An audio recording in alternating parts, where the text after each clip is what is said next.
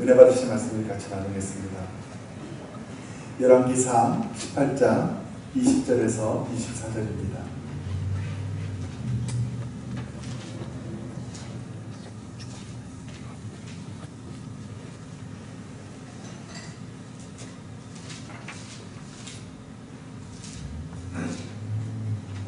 열왕기상 18장 20절에서 24절입니다.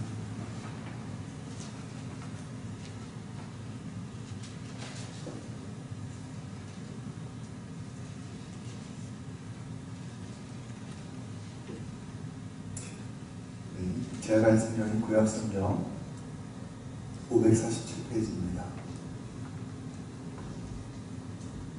우리 찾았으면 한 절씩 기록하겠습니다. 아합이 이에 이스라엘의 모든 자손에게로 사람을 보내 선지자들을 갈멜산으로 모으니라. 엘리야가 모든 백성에게 가까이 나아가는데 너희가 어느 때까지 대속전에서 머뭇머뭇하려느냐. 여호와가 만일 하나님이면 그를 따르고 아합이 만일 하나님이면 그를 따를지니 백성이 말하기도 대답하지 아니하느니라. 엘리야가 백성에게 이르되 여호와의 선지자는 나만 홀로 남았으나 바알의 선지자는 450명이로다. 그러니 하나님이 우리에게 가져오지 않고 저를 송아지 한 마리를 하여 가져오서 나무 위에 놓고 불을 붙이며 나도 송아지 한 마리를 잡아 나무 위에 놓고 불을 붙이지 않고. 읽겠습니다. 나는 너의 신의 이름을 부르라. 나는 여호와의 이름을 부르리니 이에 불로 응답하시는 신 그가 하나님이니라. 백성이 다 대답하되 그 말이 옳도다 하니라. 아멘. 아멘. 저는 오늘 함께 읽으신 본문 말씀을 가지고 머뭇머뭇하지 말라 이와 같은 제목으로 여러분과 함께 은혜를 나누겠습니다. 요즘은 우리 에노케 어르신들도 스마트폰을 사용합니다. 그래서 스마트폰을 가지고 문자를 보내시기도 하고 또 데이터를 검색하시기도 하는 것을 보았습니다. 사실 이 스마트폰에 혁명의 다리를 놓았다고 우리가 이야기할 수 있는 아이폰을 개발한 애플의 창업자인 스티브 잡스가 이런 이야기를 했습니다. 창조성이란 단지 점들을 연결하는 것이다. 이런 이야기를 했습니다. 이 스티브 잡스에 대해서 우리가 얘기하기를 창조와 혁신의 아이콘이다 이렇게 이야기를 하죠. 사실 지금 스마트폰에 어떻게 보면 대명사로도 불리고 있는 이 아이폰은 그 전신이 아이팟이라고 하는 MP3 플레이어입니다. 이 MP3 플레이어를 처음으로 만든 회사는 여러분 아시는지 모르지만 대한민국의 회사입니다. 세한미디어라는 그 회사에서 만들었는데 세한정보시스템이라는 회사에서 만들었는데 1998년 3월에 독일 하노버에서 전시회가 열렸습니다. 거기에 세한정보시스템이라는 한국 회사가 전 세계 최초로 MP3 플레이어를 만들었습니다. 이름이 MPman, F10이라는 것입니다. 일본 소니에서 워크맨이라는 것을 만들었었죠. 그래서 카스테이프가 들어가는 그 워크맨이 어떻게 보면 소니 회사의 상징이 되어버렸죠. 그래서 MPman이라는 이름을 붙여서 이 MP3 플레이어를 한국 회사에서 만든 것입니다. 이 전시회에서 MP3 플레이어가 전시된 이후에 이것이 전 세계적으로 엄청난 인기를 끌게 되고요. 이 세한정보 시스템에서 만든 MP3 플레이어가 전 세계 25%의 점유율을 갖게 됩니다. 그때에 이 애플사에서 이 MP3 플레이어 사업에 뛰어들게 되는데 그래서 이 아이팟이라는 MP3 플레이어가 2001년 10월에 나오게 되는 것입니다. 근데 이 아이팟 출시할 때에 애플사의 창업자인 스티브 잡스가 어떤 이야기를 하냐면 우리 애플사의 아이팟이라는 MP3 플레이어가 앞으로 이 모든 MP3 제품들을 다 장악하게 될 것이다. 이렇게 호언장담을 하게 됩니다. 근데 결국 여러분 아시는 것처럼 이 아이팟이 전 세계의 MP3 플레이어 시장을 잠식하게 되고요. 처음으로 그 MP3 플레이어를 만들었던 우리나라의 회사의 존재는 결국 사라지고 말게 됩니다. 어떻게 이런 일이 일어났을까 분석을 해보았는데 다른 그 회사들의 이 MP 플레이어가 음악을 듣는 건 아니겠어요. 그러니까 이 음악을 어떻게 하면 좀 더 퀄리티 있게 깨끗하게 듣게 할 것인가, 그 기계의 성능에 신경을 썼다는 것입니다. 맞는 것이죠. 이 음악을 듣는 플레이어이기 때문에 그것에 집중해서 하는 것이죠. 그런데 당시에 이 스티브 잡스의 생각은 그렇지 않고 연결이라는 거였어요. 무슨 얘기냐면 기계도 기계지만 당시 인터넷상에서 이제 LP에서 CD로 그 다음에 이제 음원을 팔기 시작했습니다. 그래서 음원을 팔던 회사들이 있었는데 그 음원 회사들을 하나로 묶어서 아이튠즈라는 프로그램을 통해서 연결해서 음악을 들을 수 있도록 해주었습니다. 그래서 그 음원들을 $1에 이렇게 팔겠다고 하니까, 판매하겠다고 하니까 이 음원 회사들이 막 반발을 하기 시작했죠. 여러분 아시는 것처럼 지금은 이 음원 회사가 아주 대세가 되었죠. 2010년 당시에 아이팟의 판매량이 2억 7,500만 대라고 하니까 $1짜리 노래 하나만 팔아도 어마어마한 숫자가 되는 건 아니겠습니까? 결국 이거부터 시작된 이 아이팟이 아이폰 그리고 아이패드로 발전이 되어서 지금 우리가 아는 것처럼 스마트폰 하면 물론 삼성의 우리가 노트 이런 이야기도 하지만 아이폰 아니면 아이패드를 이야기하는 것이죠.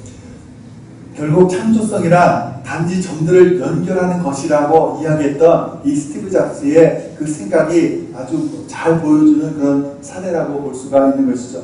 그러니까 연결의 창조성에 대해서 이야기했는데 여러분 이 긴 이야기를 여러분과 왜 나누냐면 이 연결의 창조성은 스티브 잡스의 머리에서 나온 것이 아니라 사실은 성경의 태초부터 우리에게 이야기되던 것인데 우리가 그것을 놓치고 인식하지 못하고 있었던 것이라는 거예요.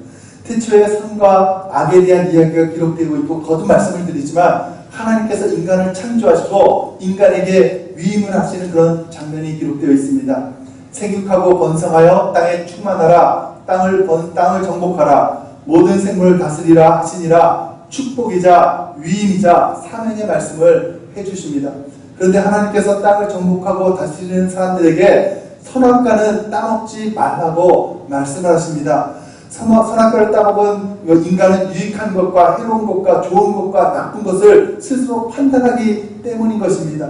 이렇게 좋고 나쁨에 대한 판단을 할 줄 알아야 이 땅을 다스릴 것 아니겠습니까? 근데 그것에 대해서 필수적인 조건 같은데 그것을 하지 말도록 하는 것입니다. 여기에 바로 창조주 하나님께서 인간이 창조적이 될 수 있는 길을 열어놓으신 건데 그것이 바로 연결이라는 거예요. 하나님과 연결되었을 때에 인간은 스스로 창조적이 되어서 이 땅을 다스릴 수가 있는 그런 사람으로 살아갈 수 있게 된다는 것입니다. 이 땅을 정복하고 다스리되 나의 생각과 판단으로 하는 것이 아니라 하늘에 계신 하나님의 생각과 판단을 가지고 그 판단이 이 땅에 나와 연결되어서 이 땅을 다스리면서 살아갈 수 있게 이 길을 열어놓으신 것입니다.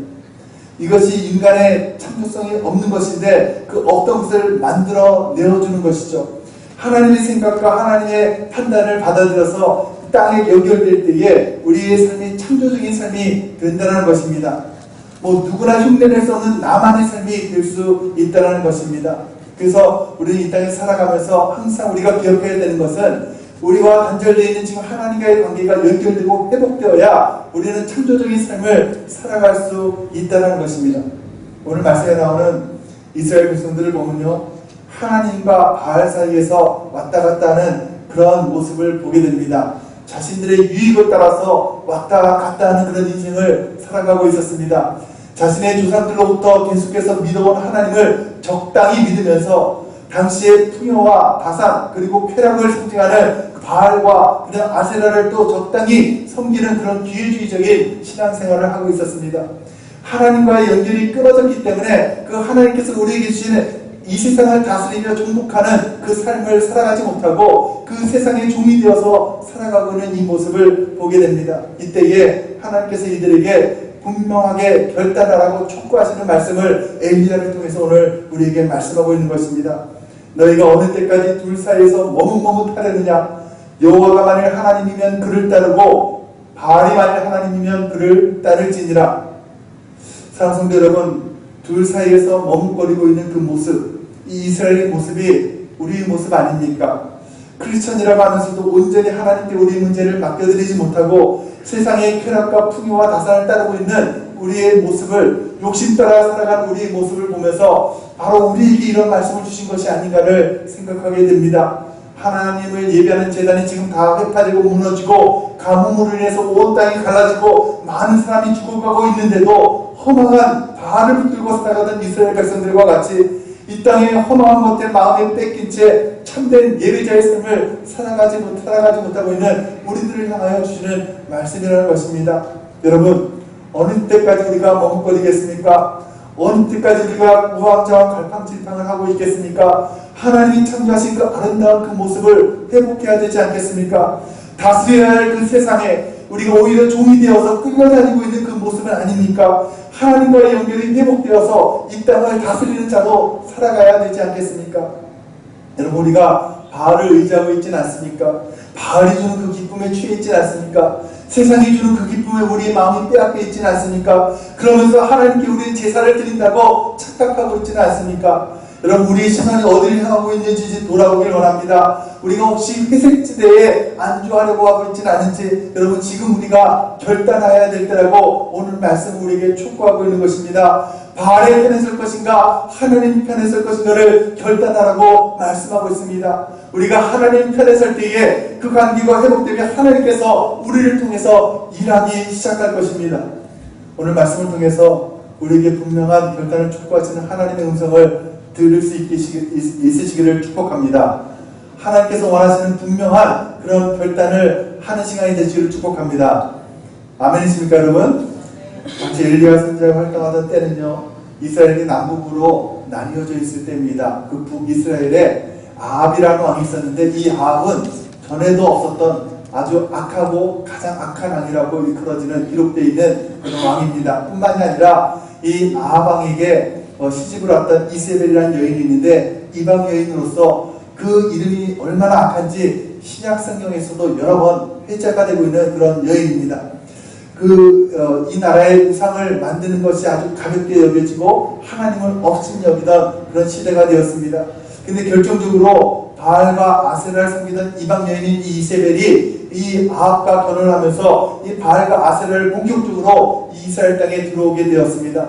그래서 당시 사람들은 바알과 아세라가 바알은 이 대기를 주관하기 때문에 구름과 비와 그 다음 폭풍 이런 것들을 주관한다고 믿었습니다. 그래야 바알을 잘 믿어야 곡물과 과실들이 잘 되고 가축들이 잘 자라날 수 있다고 생각했습니다. 다시 말해서 풍요한 물질을 많이 얻을 수 있다라고 생각을 했습니다. 농사의 신이고 풍요의 신이었습니다. 아세라 신은요, 당시 바알의 배우자로 떠받들여져서 쾌락의 상징이었고, 그리고 다산의 상징이었습니다. 그러니까 물질의 신인 바알과 쾌락의 신인 이 아세라를 섬기면서 온 이스라엘은 이 모든 우상들이 퍼지게 되었습니다. 이스라엘은 하나님의 말씀과 법도는 무시가 되었고, 온갖 물질주의와 쾌락주의가 만연하게 되었습니다. 특별히 이세벨은요, 이런 바알과 아세라를 대대적으로 선전했고, 만약에 바알과 아세라를 섬기지 않는 사람들, 그리고 하나님의 선지자들은 그 자리에서 무참히 죽여버렸습니다. 오늘 말씀에서도요, 엘리야가 그런 이야기를 하죠. 바알 선지자는 450명인데 하나님 선지자는 나 혼자 남았다, 이런 얘기를 하고 있죠. 많은 선지자들이 당시에 죽임을 당했습니다. 한마디로 하나님과 단절하고 하나님 말씀에 정면적으로 대적하는 그런 시대였습니다. 이때 하나님께서 이스라엘에 3년 동안 비 한 방울, 이슬 한 방울 내리지 않도록 합니다. 왜냐하면 이를 통해서 하나님께서 비를 주관한다고 그렇게 믿고 있던 바알이 얼마나 헛된 우상임을 깨닫게 하시기를 원했던 것입니다. 그래서 엘리야에게 이제 아합 왕에게 가서 보이라 이렇게 말씀하셔서 엘리야를 아합 왕에게 보내게 되죠. 그때부터 우리가 잘 알고 있는 그 유명한 갈멜산에서의 그 유명한 전투 사건이 나오는 것입니다. 아합 왕이 전국 각지에서 바알 선지자, 아세라 선지자, 바알 선지자 450명, 아세라 선지자 400명을 갈멜산으로 불러모으고 또 이스라엘 많은 백성들이 갈멜산으로 모여들었습니다. 엘리야는 이렇게 많이 모여든 이스라엘 백성들을 향하여 바알 숭배로 인해서 상실된 하나님과의 관계가 다시 한번 회복되고 연결되게 하기를 원하는 마음으로 이스라엘 백성들에게 촉구하고 있는 내용이 우리가 읽은 본문의 말씀입니다.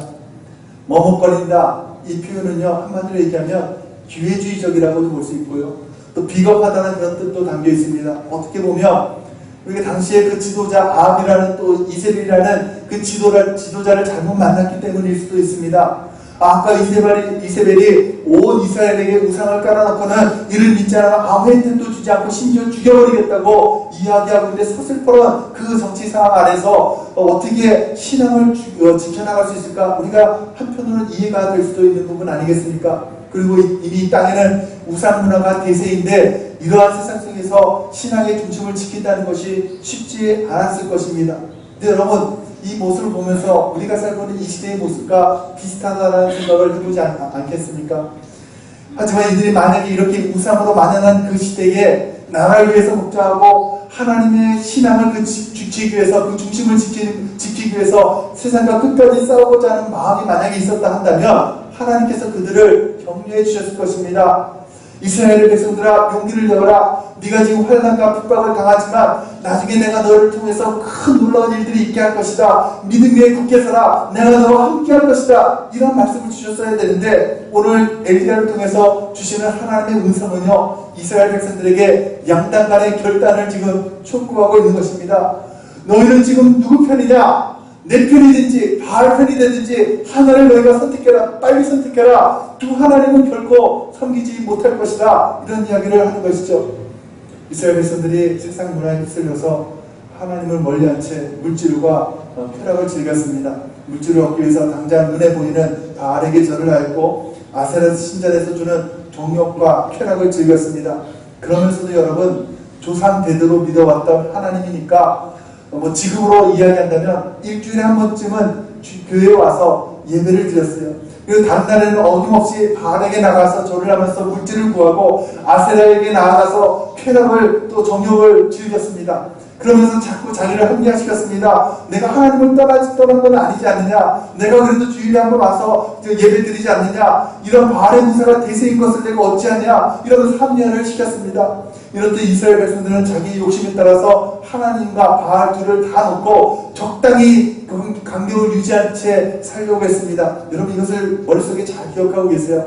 이것을 우리가 뭐라고 합니까? 적당주의, 기회주의, 혼합주의. 여러분, 이 시대에 만연하고 있는 그 모습 아니겠습니까? 신앙이 이스라엘 백성, 이런 신앙들이 이스라엘 백성들을 머뭇거리게 만들었던 것입니다. 여러분, 사단의 가장 무서운 전략이 무엇인 줄 아십니까? 바로 이런 것이에요. 사단은 계속해서 우리 마음속에 다른 것을 집어넣으려고 넣어서 하나님과 그것 사이에서 자꾸 머뭇거리게 만드는 것입니다. 물질이 주는 기쁨과 쾌락, 그 즐거움을 이용해서 하나님과 이 물질 사이에서 머뭇거리게 만듭니다. 계속해서 이렇게 왔다 갔다 하는 그런 신앙생활을 하다 보면 결국에는 무너지고 마는 것입니다. 하나님과 단절되어서 바알과 아세라, 풍요와 쾌락을 쫓아가는 그 모습이 마치 이 시대의 모습과 너무나 닮아있다는 것입니다. 여러분, 언제부턴가 우리 마음속에는 우리도 모르게 우리 마음 안에 세상의 것들이 우상이 되어서 하나님과 함께 존재하고 있는 것을 여러분 보게 됩니다. 평생 주님을 위해 살겠다고 다짐하고 헌신하고 결단하였지만 언제부턴가 하나님보다 나 자신을 섬기고 있는 모습을 보게 됩니다. 여러분, 적당히 나에게 원하는 것을 감당하고 손해보는 것을 배제하고 그냥 손해보는 일이 생기면 얼른 발을 빼어버리고 적당한 선을 유지하는 그런 신앙생활을 하고 있다는 것입니다. 나의 시간과 나의 세상적인 관계가 우선순위가 되어버렸습니다. 내 삶의 우선순위가 하나님이 아니라 나의 물질에, 나의 쾌락에, 나의 성공에 두고 오직 하나님은 나의 유익을 위한 도구로 사용되고 있는 이 시대의 모습을 보게 됩니다. 이런 우리들에게 엘리야가 강력하게 선포하는 것입니다. 우리 21절 말씀을 한 번만 같이 읽겠습니다. 21절입니다. 엘리야가 모든 백성들에게 가까이 나아가 이르되 너희가 어느 때까지 둘 사이에서 머뭇머뭇하려느냐? 여호와가 만일 하나님이면 그를 따르고 바알이 만일 하나님이면 그를 따를지니라 하니 백성이 말 한마디도 대답하지 아니하니라. 하나님께서 엘리야를 통해서 우리에게 촉구하십니다. 어영부영하지 말고 양다리 걸치지 말고 하나를 통해라. 한 가지 확실하게 색깔을 정해라. 이렇게 말씀하시죠. 주님도 말씀하시잖아요. 주님께서 요한계시록 3장 16절에 말씀하시죠.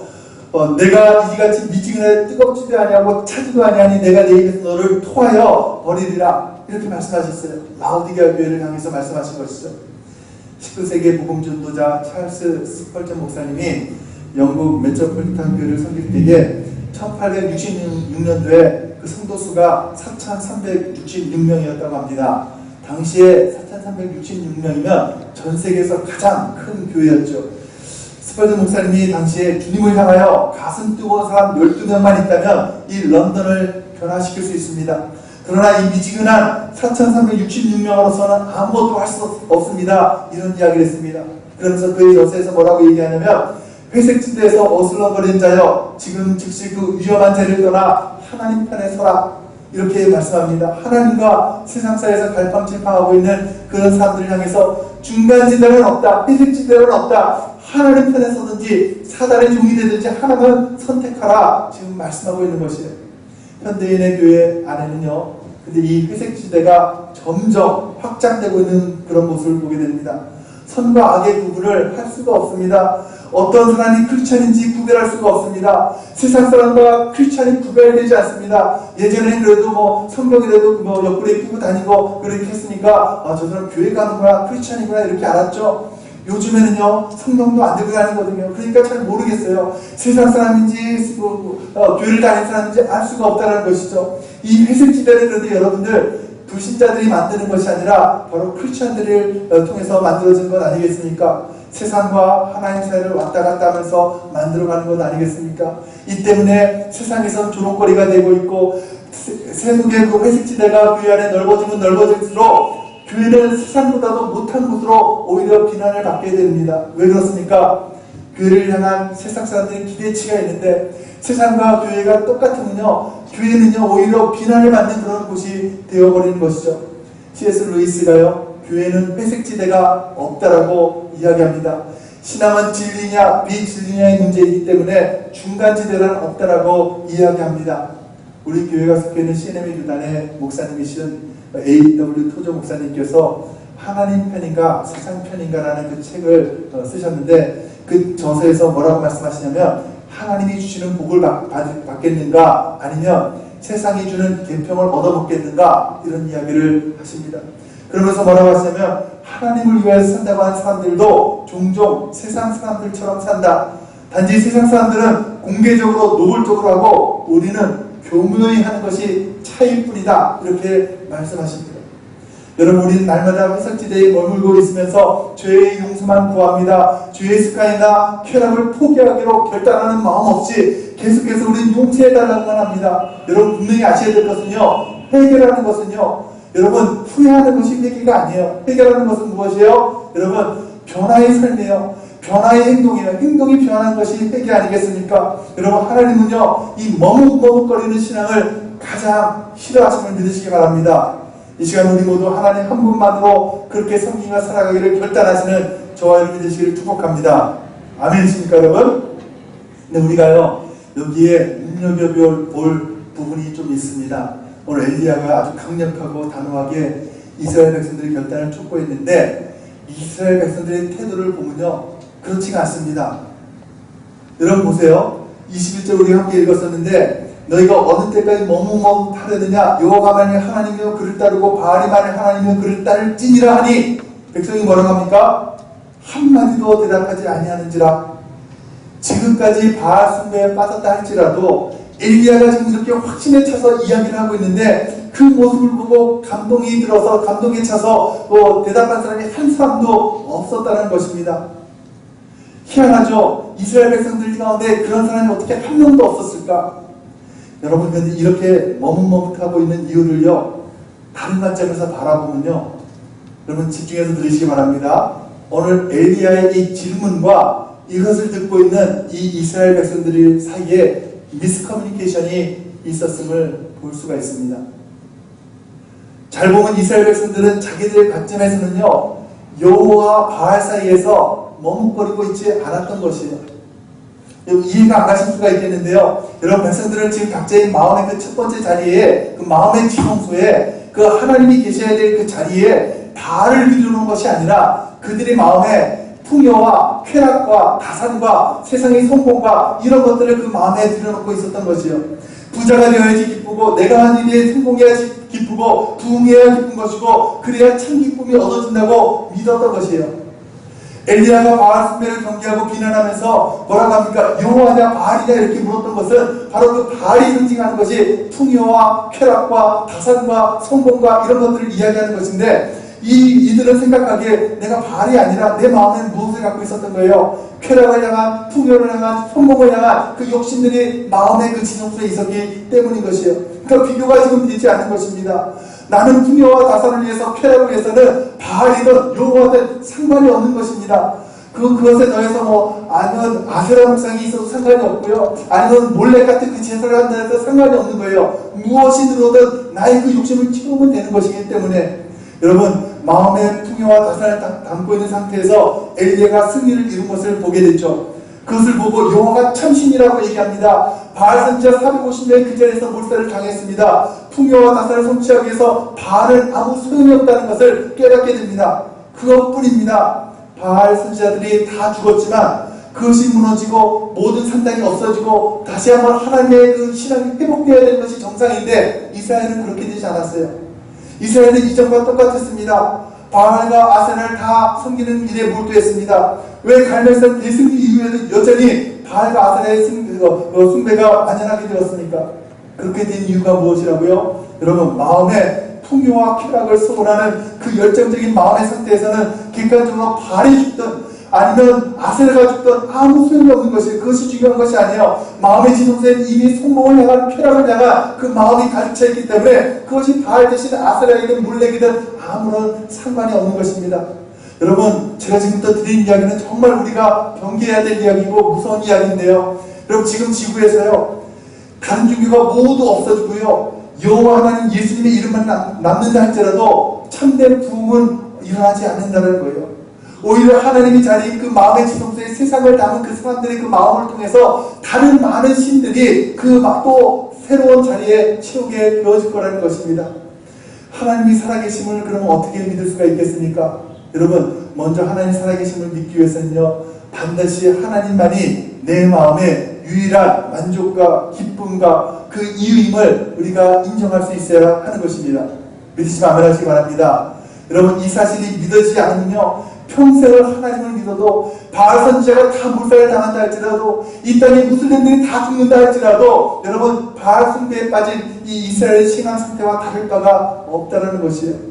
예를 들어서 우리에게 많은 문제들이 있죠. 가정의 문제, 돈의 문제, 자녀의 문제, 부부 문제, 인간관계의 문제, 많은 문제들이 생겼을 때에 하나님만을 유일한 만족과 기쁨으로 믿는 그런 믿음의 사람들은 이러한 문제의 상황을 바꾸려, 이런 문제를 통해서 상황을 바꾸려고 하지 않습니다. 왜냐하면 지금 내 마음의 평강이 깨지는 이유가 그 문제들 때문이 아니라는 것을 알기 때문이에요. 하나님이 없기 때문에 내 마음의 기쁨과 평강과 만족이 깨졌다는 것을 깨닫기 때문인 것입니다. 하나님, 나에게 이런 문제가 있지만 나는 하나님 때문에 기뻐할 수 있습니다. 내 마음에 오셔서 평강을 회복시켜 주옵소서. 내가 지금 마음에 두려워하고 내 마음에 속상해하고 있는 이유는 하나님이 없기 때문입니다. 내가 이 문제들 때문이 아니라 하나님이 없기 때문이니 하나님 그 관계를 내가 회복하길 원합니다. 이러한 기도의 싸움을 싸워나가게 되는 것이에요. 돈이 없고 경제적으로 어려움을 당하고 남이 나를 욕하고 모함을 하고 억울한 일을 당하고 부부관계에서 다툼이 일어나고 자녀의 일이 마음에 걸리고 그런 이유들은 그 문제의 이유가 아니라 내 안에 유전되어진 죄로 인해서 하나님과의 관계가 자꾸 멀어졌기 때문에 이 죄악의 뿌리 때문임을 깨닫지 못하는 것이에요. 자꾸만 이 세상의 것 때문에 우리가 기쁨을 얻으려고 하고 내 안에 이 죄성 때문에 세상이 변하면 마음의 평강이 깨지는 것, 여러분, 이것은 바로 유전된 그 죄 때문이라는 것이에요. 내가 돈이 없어서 불안해하는 이유는요, 돈이 내 마음의 지성소에 들어와 있기 때문 아니겠습니까? 여러분, 이 상황을 전제하고 하나님을 찾는다면요, 여러분, 갈멜산 위에서 이스라엘 백성들과 다를 바가 없어요. 여러분, 아무리 바알신, 아세라신, 몰렉신 다 사라진다 할지라도 내 마음의 쾌락을 위해서 다시 한번 그 도구를 필요한 신들을 찾을 뿐이라는 것입니다. 내 마음은요, 이 세상에 끌려가면서 그것으로 기쁨과 만족을 얻으려고 하는 경향이 있어요. 세상의 상황이 바뀜에 따라 불안하고 복잡하고 평강이 막 유리병처럼 깨져버립니다. 그렇기 때문에 우리는요, 예수 그리스도의 십자가를 붙들어야 하는 것이에요. 믿으시면 아멘 하시기 바랍니다. 여러분, 주님의 십자가의 의미를 여러분 분명히 아셔야 돼요. 주님께서 이 땅에 오신 이유가 무엇이에요? 바로 하나님과 우리 사이에 막힌 담을 허시기 위해서 오신 줄로 믿습니다. 그 관계를 다시 한번 연결시켜 주시기 위해서 오신 거예요. 주님께서 십자가에서 죽으심으로 하나님과 우리 사이의 관계가 다시 열리게 되었어요. 지성소 들어가는 휘장이 찢어졌습니다. 여러분, 창조주 하나님과 연결이 통로가 되어주셨어요. 그 연결을 통해서 이제는 우리가 세상을 다스릴 수 있는 존재가 되었는 줄로 믿으시기 바랍니다. 여러분, 그 하나님을 통해서 우리는 이제 창조성을 가지고 이 땅을 살아갈 수 있게 되었다는 거예요. 여러분, 우리가 하나님 뜻이 임하기를 이 땅에 임하기를 기도하지만 하나님만으로 만족하겠다고, 하나님만으로 기뻐하겠다고 그런 고백이 없이 우리가 하나님 뜻을 구하고 있다면 어느덧 우리 안에 들어놓은 나의 소원, 그 소원이 하나님의 뜻으로 둔갑하게 될 수도 있다는 것이에요. 그러니까 그것을 전진한 상태에서 그것을 이루기 위한 방법론으로 우리가 하나님 뜻을 선택하려고 할 수 있다는 것이에요. 여러분, 제가 계속해서 말씀을 드리지만요, 신명기 6장 5절의 말씀, 너희는 마음을 다하고 뜻을 다하고 힘을 다하여 주 너의 내 하나님을 여호와를 사랑하라. 아멘. 다시 한번 말씀드립니다. 너는 마음을 다하고, 따라하세요. 너는 마음을 다하고 뜻을 다하고 힘을 다하여 내 하나님 여호와를 사랑하라. 여러분, 이 말씀은요, 성경 전체를 관통하는 말씀이에요. 오늘 엘리야가 축복하는 말씀과 동일한 말씀이에요. 하나님만을 살아가는 것이에요. 온 마음을 다해서 하나님을 살아가는 거예요. 온 뜻을 다해서 하나님을 살아가고 힘을 다해서 하나님을 살아가는 것이에요. 오해진하라는 것입니다. 여러분, 우리가 마음과 힘과 뜻을 다해서 오직 하나님만을 섬길 수 있기를 축복합니다. 그래서 하나님만을 순수하게 살아가겠다는 마음들이 회복되어서 하나님이 이루시는 그 역사가 우리를 통해서 나타나는 삶을 살아가시기를 축복합니다. 아멘이십니까? 여러분, 세상이 주는 쾌락이 점점 많아지는 시대를 우리는 살아가고 있습니다. 때로는 낙심이 됩니다. 때로는 우리가 살고 있는 이 땅, 미국 땅을 바라볼 때도 희망이 없는 것처럼 보일 때도 있습니다. 기독교가 핍박을 받는 것 같이 보일 때도 있습니다. 저 무슬림들, 아니면 저 기독교를 핍박하는 자들, 저들이 다 사라지면 하나님 나라가 올 것 같은 그런 마음을 들 때가 있습니다. 여러분, 먼저 우리 마음의 지성소에 하나님을 모셔드려야 됨을 여러분 믿으시기 바랍니다. 세상의 성공과 쾌락과 세상이 아니라 하나님이 우리 가운데 가득차길 원합니다. 더 이상 우리가 세상이 종이 되어서는 안 돼요. 여러분, 분명히 하나님께서 우리에게 위임하시기를 세상을 다스리라고 했습니다. 이 땅을 정복하라고 했습니다. 근데 우리는 다스려야 될, 정복해야 될 세상 가운데 우리는 그것에 우리가 종이 되어서 살아가고 있는 모습을 여러분은 비탄하게 여기셔야 되는 거예요. 우리가 세상을 다스리기 위해서는요, 우리가 갖고 있는 그 창조성, 여러분, 그것은 어림도 없습니다. 가능하지 않아요. 우리는요, 하나님과 연결이 되어야 되는 거예요. 하나님 그 창조성이 우리 안에 들어와야 돼요. 에덴에서 있는 그 기쁨이 회복되어야 되는 것입니다. 그럴 때 우리를 통해서 하나님이 우리 가정을 하나님께서 에덴의 동산으로 삼아주시고, 우리 비즈니스 현장을 에덴의 동산으로 삼아주시고, 여러분, 우리 자녀들 또 우리의 직장을 에덴 동산으로, 기쁨의 동산으로 삼아주실 줄로 믿습니다. 기억하시기 바랍니다. 여러분, 우리 힘으로 안 돼요. 여러분, 내 힘으로 나라는 단어가 들어갈 때부터 여러분 실패하는 것이에요. 여러분, 나 혼자서 싸우면 100점 100패입니다. 그래서 말씀하시죠. 그리스도 예수 안에 있는 생명의 승리의 법이 죄와 사망의 법에서 나를 해방시켰다고 말씀하는 거 있죠. 우리를 앞장서서 인도하고 도와주시는 성령님을 믿으시기 바랍니다. 나는 할 수 없지만, 하나님과 단절된 상태에서 나는 할 수 없지만, 그 사이를 연결시켜주신 예수 그리스도로 말미암아, 주님께서 보내신 보혜사 성령님으로 말미암아 우리는 그 모든 일들을 감당할 수 있음을 믿으시기 바랍니다. 여러분, 결단의 촉구하는 엘리야의 그 외침이 여러분들의 그 마음을 움직이기를 축복합니다. 여러분, 이 시대를 살아가고 있는 우리들에게 들려진 말씀임을 여러분 기억하시기 바랍니다. 여러분, 우리가 정말 회색지대에 서 있지 않는지를 돌아보길 원합니다. 여러분, 우리 마음에 지금 무엇을 두고 있는지, 혹시 우리가 주일날 예배를 드리고 우리가 하나님을 믿는다고 하지만 그 하나님마저 우리의 삶의 통곡에 우리 욕심의 도구가 되어 있지는 않은지를 돌아보길 원합니다. 여러분, 마음을 다해 뜻을 다해 힘을 다해 하나님을 사랑하시는 저와 여러분 되시길 축복합니다. 여러분, 이 땅의 삶이요, 하나님께서 주시는, 하나님과 연결되어서 그 주시는 그 능력을 힘입어서 세상을 다스리면서 정말 에덴의 기쁨을 가지고 이 땅을 승리하면서 살아가시는 저와 여러분 되시길 주님의 이름으로 축원합니다.